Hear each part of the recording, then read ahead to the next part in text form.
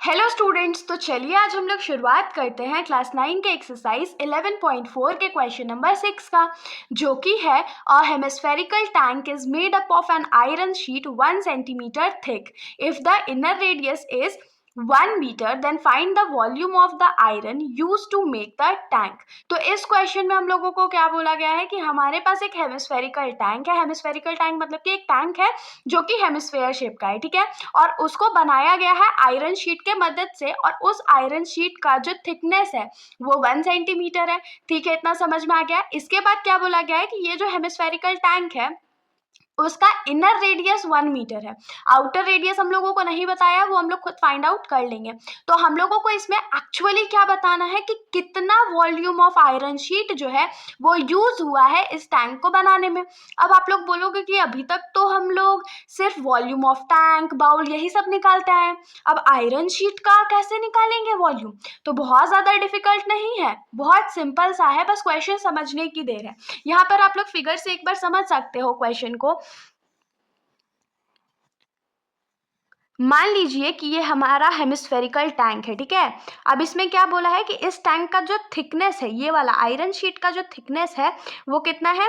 1 centimetre है. और जो इनर रेडियस बताया गया है वो हम लोगों को कितना बताया गया है? तो 1 मीटर बताया गया है, ठीक है. तो अगर हम लोग इनर रेडियस में थिकनेस को ऐड कर दे, इस वाले थिकनेस को ऐड कर दे, तो हम लोगों को आउटर रेडियस मिल जाएगा ना. यहाँ पर तो कोई समस्या नहीं होगा. अब हम लोगों को क्या बताना है? वॉल्यूम ऑफ शीट, मतलब ये जो पतला वाला लेयर आप लोगों को दिख रहा है, ये वाला जो पोर्शन दिख रहा है, उसका हम लोगों को वॉल्यूम बताना है. तो उसका वॉल्यूम हम लोग बताएंगे कैसे? तो सबसे पहले हम लोग आउटर रेडियस के हेल्प से वॉल्यूम ऑफ हेमिस्फेरिकल टैंक निकालेंगे, फिर अंदर से क्या करेंगे? इनर वॉल्यूम से निकाल करके वैल्यू माइनस कर देंगे, और जैसे ही वैल्यू दोनों वॉल्यूम का माइनस करेंगे तो आयरन शीट का वॉल्यूम हम लोगों को पता चल जाएगा. तो चलिए शुरुआत करते हैं. तो हम लोग यहाँ पर सबसे पहले लिखेंगे thickness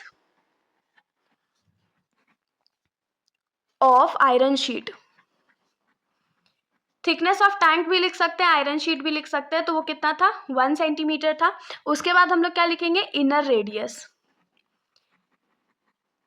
of the tank. Inner radius of the tank हम लोगों को कितना गिवन था? तो 1 मीटर गिवन था. हम लोगों को तो आउटर रेडियस भी चाहिए ना, तो यहाँ पर लिखेंगे outer radius of the tank is equal to क्या हो जाएगा? तो inner radius plus thickness of tank, या थिकनेस ऑफ टैंक या आयरन शीट, जो भी आप लोग समझ सको. तो थिकनेस ऑफ आयरन शीट लिख देते हैं. तो इनर रेडियस हमारा कितना था? 1 मीटर था, और थिकनेस ऑफ आयरन शीट कितना था? तो 1 सेंटीमीटर था. देखिए दोनों में यूनिट का डिफरेंस है ना, तो यहाँ पर हम लोग यूनिट कन्वर्ट कर लेते हैं. तो 1 मीटर को 1 मीटर रहने देते हो, और 1 सेंटीमीटर को हम लोग कैसे लिखते हैं? तो 1 सेंटीमीटर जो होता है वो 1/100 मीटर के बराबर होता है ना, तो इसको हम लोग 0.01 मीटर भी तो लिख सकते हैं. तो ये क्या हो जाएगा? 0.01 मीटर. और 1 मीटर में जब 0.01 मीटर ऐड करेंगे तो ये 1.01 मीटर हो जाएगा. और ये हमारा आउटर रेडियस है, तो आउटर रेडियस को हम लोग कैपिटल आर से रिप्रेजेंट कर लेते हैं, और इनर रेडियस को हम लोग स्मॉल आर से रिप्रेजेंट कर लेते हैं, ठीक है. अब हम लोगों को वॉल्यूम ऑफ आयरन शीट बताना था, तो यहाँ पर हम लोग क्या लिखेंगे? Volume of iron sheet is equal to क्या हो जाएगा? तो outer volume of the tank, outer volume मतलब कि आउटर रेडियस लेकर के जो वॉल्यूम निकलेगा वो, minus inner volume of the tank. तो इनर वॉल्यूम क्या हो जाएगा? जो उसके अंदर का वॉल्यूम है, मतलब जो इनर रेडियस लेकर के निकलेगा, ठीक है. तो आउटर वॉल्यूम में क्या हो जाएगा? 2/3 पाई कैपिटल आर का क्यूब, क्योंकि हमारा जो आउटर रेडियस था वो कैपिटल आर था, माइनस 2/3 पाई स्मॉल आर का क्यूब, क्योंकि इनर रेडियस जो था हमारा उसको हमने स्मॉल आर से रिप्रेजेंट किया था. तो अब इन दोनों में आप लोग देख सकते हो कि 2/3 पाई जो है वो कॉमन है, तो हम लोग इसको कॉमन बाहर निकाल लेते हैं. तो ब्रैकेट में हमारे पास क्या बचेगा? आउटर रेडियस का क्यूब माइनस इनर रेडियस का क्यूब. अब वैल्यूज पुट कर लेते हैं.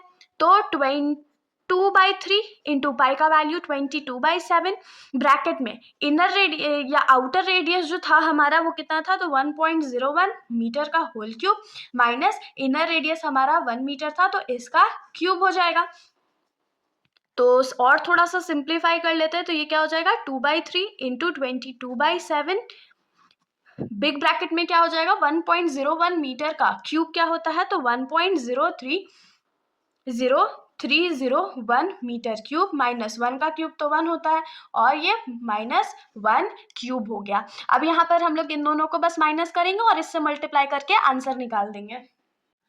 तो यहाँ पर हम लोग लिखेंगे 2/3 इंटू 22/7 और 1.030301 मीटर क्यूब में से अगर 1 मीटर क्यूब माइनस कर देंगे तो हमारे पास बचेगा 0.030301 मीटर क्यूब। आप लोग चाहो तो इसको कैलकुलेटर से भी कर सकते हो, वहां पर भी देख सकते हो कि हमारा जो 1.01 का क्यूब आएगा वो इतना आएगा। ठीक है, अब जब हम लोग इसको फर्दर सॉल्व करेंगे तो सॉल्व करने पर हमारा जो वैल्यू आ जाएगा वो क्या हो जाएगा, तो 0.06348 मीटर क्यूब और यही हमारा आंसर हो जाएगा। ठीक है, आप लोग यहाँ पर कैलकुलेटर का यूज़ करके इसको सॉल्व कर लीजिएगा।